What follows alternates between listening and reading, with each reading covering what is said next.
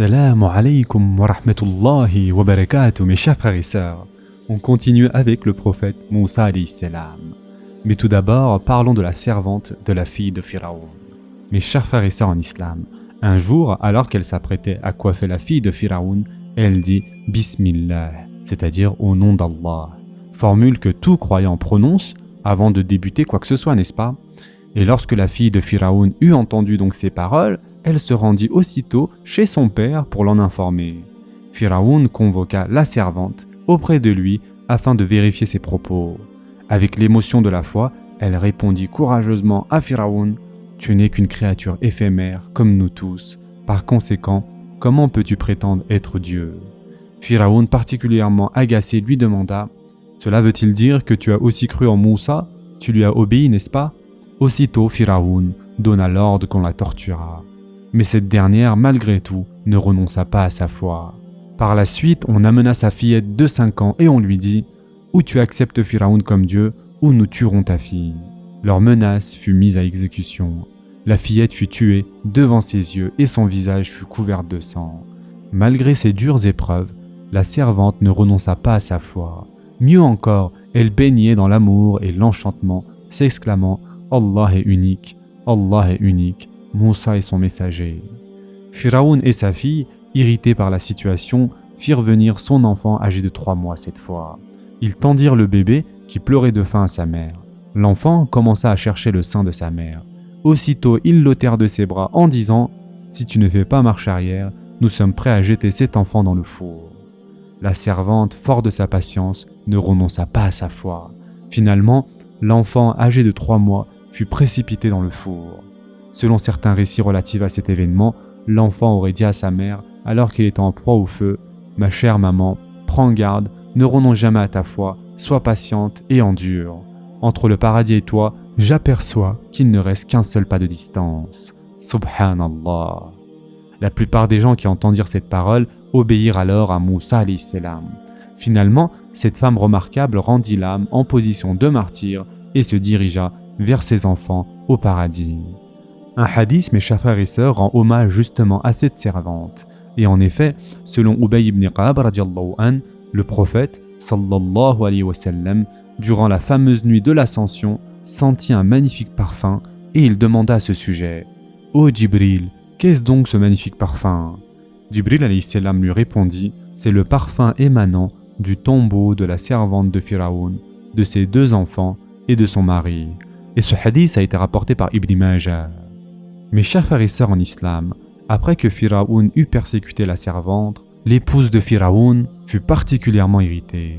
Pharaon comprit que Asiya avait cru elle aussi à Moussa alayhi salam. Asiya ne cacha pas non plus cette vérité et l'avoua même. « Oui, je crois également au Seigneur de Moussa. » Cette révélation faite, Pharaon se mit à torturer Asiya. Couchée sur le dos, pieds et mains attachés à 4 piliers, des grosses pierres posées sur son ventre, elle finit par mourir en martyr. Peu avant sa mort, Moussa alayhi salam vit Asiya subir ces horribles tortures. Cette dernière avait fait signe à Moussa alayhi salam, lequel avait prié pour elle. Elle fut soulagée et ne ressentit plus la souffrance occasionnée par ce supplice. Et le Coran évoque en ces termes la prière de Asiya. Et Allah a cité en parabole pour ceux qui croient la femme de Pharaon, quand elle dit « Seigneur, construis-moi auprès de toi une maison dans le paradis, et sauve-moi de Pharaon et de son œuvre, et sauve-moi des gens injustes. » Surat At-Tahrim, verset 11. Selon l'historiographie connue, cette prière a été prononcée au moment où elle subissait le supplice dont on l'avait affligée.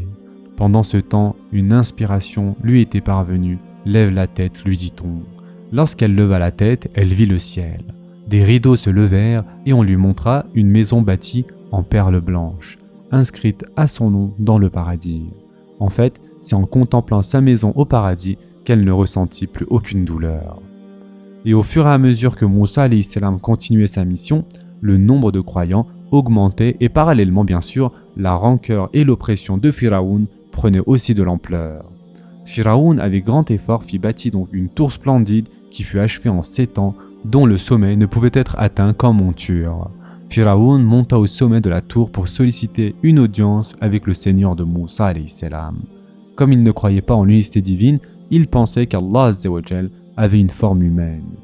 L'image de Dieu dans la tête de Pharaon était limitée par les portraits humains dans l'univers. Pharaon croyait à cette conception anthropomorphique, raison pour laquelle il avait imaginé Allah Azza wa Jal paré de caractéristiques humaines.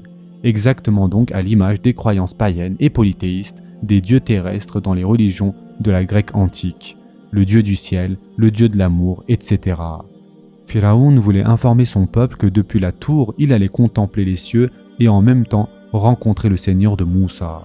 Cependant, tout en déclarant « Nous, en vertu de la force incontestable dont nous disposons, nos possibilités techniques, nous n'avons pas trouvé de voie susceptible d'atteindre les cieux. Comment Moussa a-t-il pu s'y rendre et nous apporter la nouvelle ?» Pharaon voulait en fait s'en prendre à son entourage.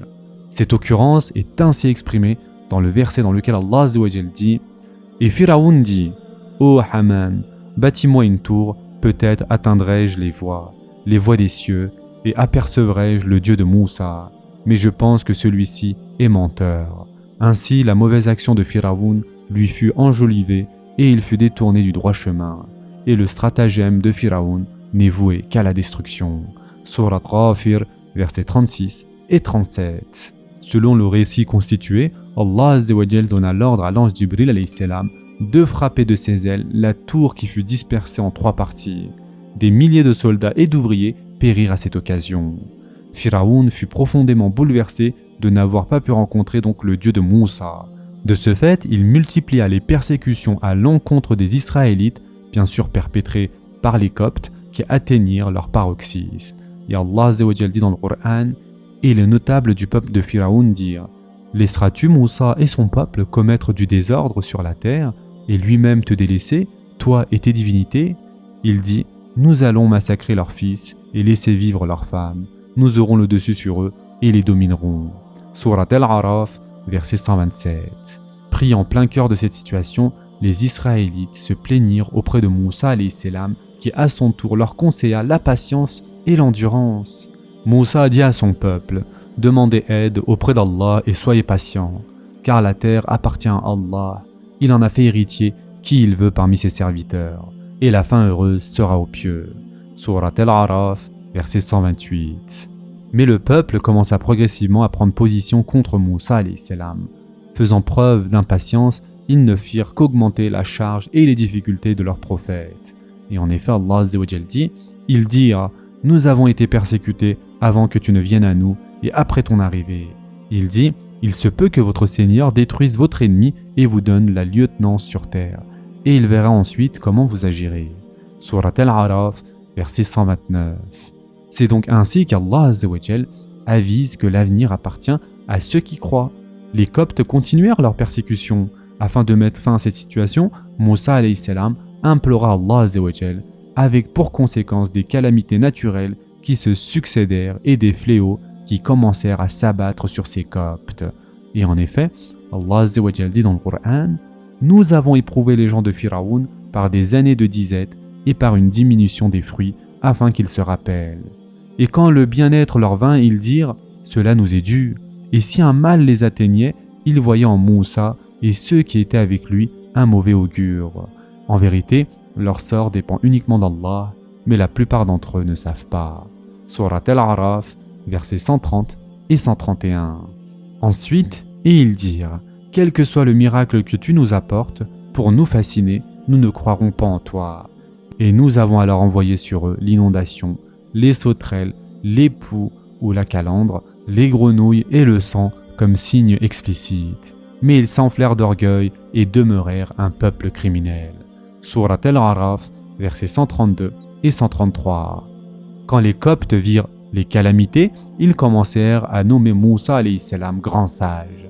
Une fois les calamités passées, ils se lancèrent de nouveau dans leur révolte, déclarant « Ces calamités étaient certes temporaires. » Concernant ces différentes calamités, mes chers frères et sœurs, il y a tout d'abord le déluge.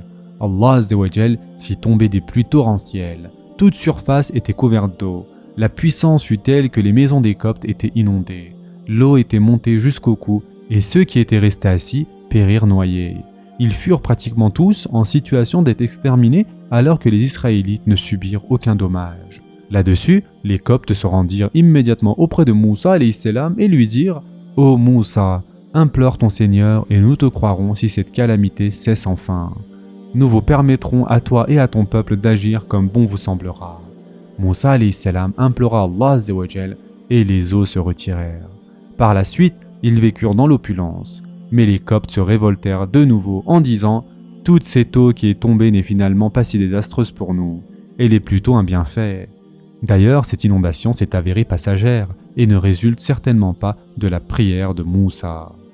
Ensuite, mes chers frères et sœurs, sur ces entrefaits, Allah azza wa jal leur envoya les sauterelles, qui ravagèrent toutes les plantes et les récoltes. Ces sauterelles ravagèrent uniquement tout ce qui appartenait aux Coptes. En revanche, elles ne firent aucun mal aux Israélites. Les Coptes se présentèrent une nouvelle fois devant Moussa alayhi salam, disant « Ô grand sage, prie pour nous. Nous sommes sur le point d'accepter ton message. Certes, nous sommes prêts à te croire. » Moussa alayhi salam pria en leur faveur et leur souffrance prit fin. Les Coptes ayant recouvré la tranquillité après que Moussa alayhi salam eut prié afin que la souffrance causée par les sauterelles s'estompa, renièrent de nouveau leur engagement et se révoltèrent encore une fois. Allah azza wa jal leur envoya cette fois alors les poux et les puces. Lorsqu'ils se mettaient à table, les plats et les tables étaient assaillis de poux et de puces venant de toutes parts. Ce fléau leur fut vraiment préjudiciable à l'extrême. Ils se présentèrent une nouvelle fois devant Moussa alayhi salam et comme à l'accoutumée, ils prièrent encore en leur faveur et une fois de plus, la calamité disparut. Mais encore une fois, ils tournèrent le dos à Moussa alayhi salam et retournèrent à la mécréance. Étant donné que toutes ces calamités n'avaient pas pu changer le comportement des Coptes, Moussa alayhi salam se rendit alors au bord du Nil. Lorsqu'il toucha le fleuve avec son bâton, toutes les grenouilles qui y vivaient sortirent et occupèrent l'Égypte. Il n'y eut pas un seul endroit qui ne fût pas infesté de grenouilles, même jusqu'à l'intérieur des plats et des marmites. Les Coptes se rendirent encore une fois auprès de Moussa alayhi salam et lui dirent « Ô grand sage, nous avons sincèrement des regrets. » Dès que Moussa alayhi salam fit disparaître le fléau par la prière, ils se complurent comme d'habitude dans leur mécréance. Malgré tous les fléaux qui leur étaient survenus, les Coptes refusèrent toujours de croire en Moussa alayhi salam. Pour toute réponse, Allah azza wa jal transforma les eaux du Nil en sang, ce qui rendit amère toute eau. Les Israélites, quant à eux, continuèrent à boire la même eau qui était restée pure et limpide. En revanche, lorsque les Coptes s'approchaient de l'eau, celle-ci se transformait immédiatement en sang. En conséquence, une nouvelle fois, ils se rendirent auprès de Moussa alayhi salam afin qu'il suppliât Allah azza wa jal de leur permettre d'utiliser cette eau. Après que Moussa alayhi salam eut prié de nouveau, Allah azza wa jal les soulagea de nouveau de ce fléau. Malgré cela, ces Coptes menteurs et ingrats retournèrent finalement à la mécréance. Et on va s'arrêter ici pour aujourd'hui. Je vous souhaite dès maintenant un bon iftar. En attendant, prenez soin de vous mes chers frères et sœurs et à très prochainement, Inch'Allah.